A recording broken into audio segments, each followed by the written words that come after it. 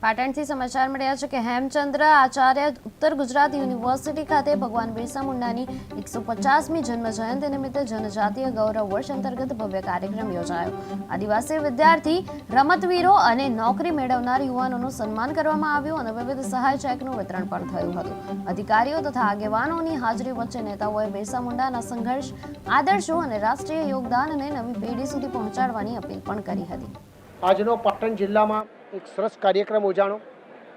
મને કહેતા વાતનો આનંદ છે કે સમગ્ર ભારતની અંદર આદરણીય પ્રધાનમંત્રી નરેન્દ્રભાઈ મોદી સાહેબે 150 વર્ષ ઉજવાય એના માટેની એક સરસ વ્યવસ્થા કરી છે।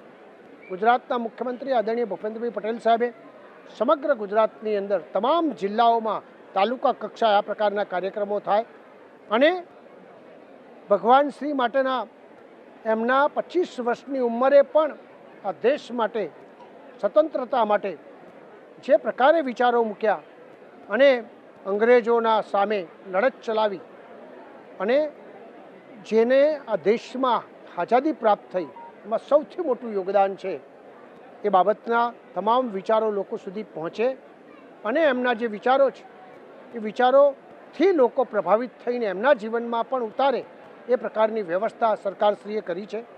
આજે કલેક્ટરશ્રી અને એમની ટીમ, અમારા જિલ્લા પંચાયતના પ્રમુખ બેન શ્રી તલબેનના પ્રમુખ સ્થાને આ કાર્યક્રમ ઉજાણો। બહુ સરસ કાર્યક્રમ થયો।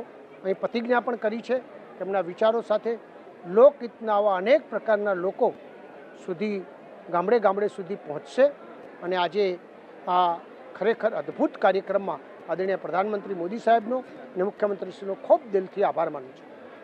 આજનો પાઠ